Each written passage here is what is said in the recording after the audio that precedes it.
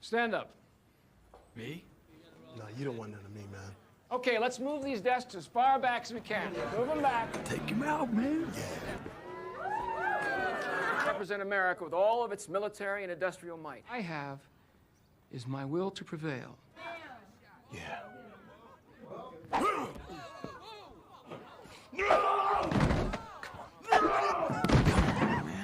Attacking the enemy. When he's a true guerrilla force. Let's see.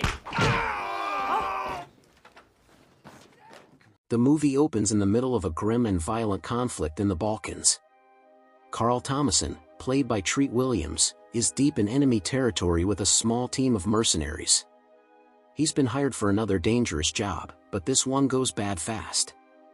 In a dark, makeshift prison camp, his close comrade Macy has been brutally beaten and left paralyzed from the waist down.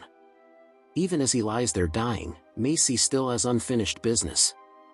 He hands Karl his war medal and makes him swear to deliver it to his daughter, Nicole Stewart, a college professor back in the United States. Karl promises, and in that moment, his mission becomes personal. Soon after, with the help of a rescued Albanian woman who knows the terrain, Karl launches a ruthless counterattack against their captors. Bullets tear through the camp, bodies fall, and Karl and his remaining allies cut their way out to freedom. It's the kind of explosive, chaotic opening that sets the tone. This isn't going to be a quiet story. Months later, Karl arrives at Eastern Atlantic University on Long Island. His purpose is straightforward: find Nicole, give her Macy's medal, and fulfill the promise he made. When they meet, she's polite but distant. Nicole's relationship with her father was strained, and she doesn't seem ready to accept the gesture. Karl doesn't push. But soon, his instincts kick in. Something about this campus feels off. That's confirmed when, during a casual meeting with Nicole at a small pizzeria, a group of hulking, overly muscular football players swagger in. They start harassing Nicole, and Karl, never one to let intimidation slide, steps in. A few quick, efficient moves later, the confrontation is shut down, but Karl walks away with more than just bruised knuckles. He's noticed the telltale signs of steroid abuse. Not long after that, Nicole is savagely attacked on campus. She's left badly beaten, and Karl's protective instincts flare up. This isn't random. He suspects the same group of players he saw earlier. Karl decides the best way to get answers is to go undercover. He calls in a few trusted colleagues from his mercenary past: Rommel, Ed Lincoln, and Andy. Together, they set up shop.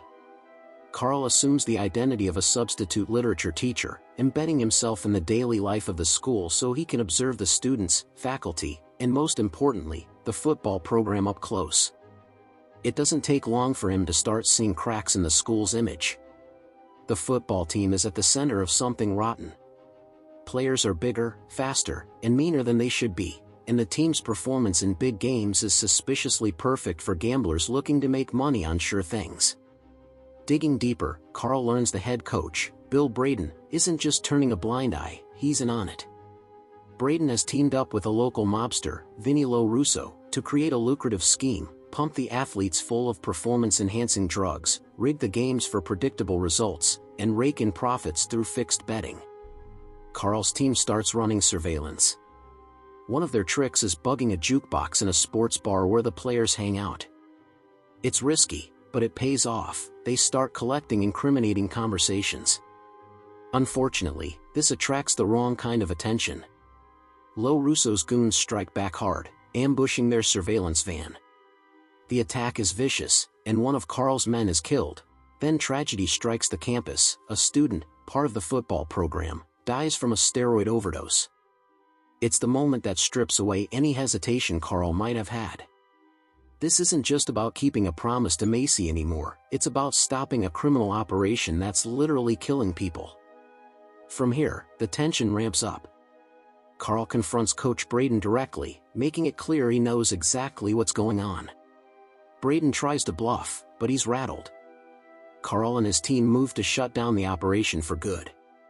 The final act explodes into a full-on war between Karl's mercenaries and Lo Russo's mob. The climax takes place in a warehouse where the drugs are stored and the betting operation is managed.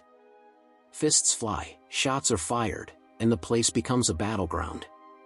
Karl takes down Lo Russo in a particularly brutal fashion, using a car to pin him against a wall, crushing his legs and ending his reign for good.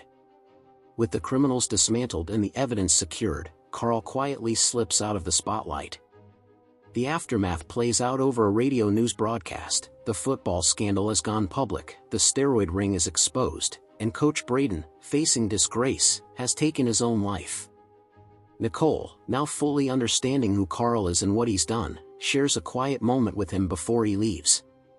Karl doesn't linger, he's a man who keeps moving, his job done, his promise kept.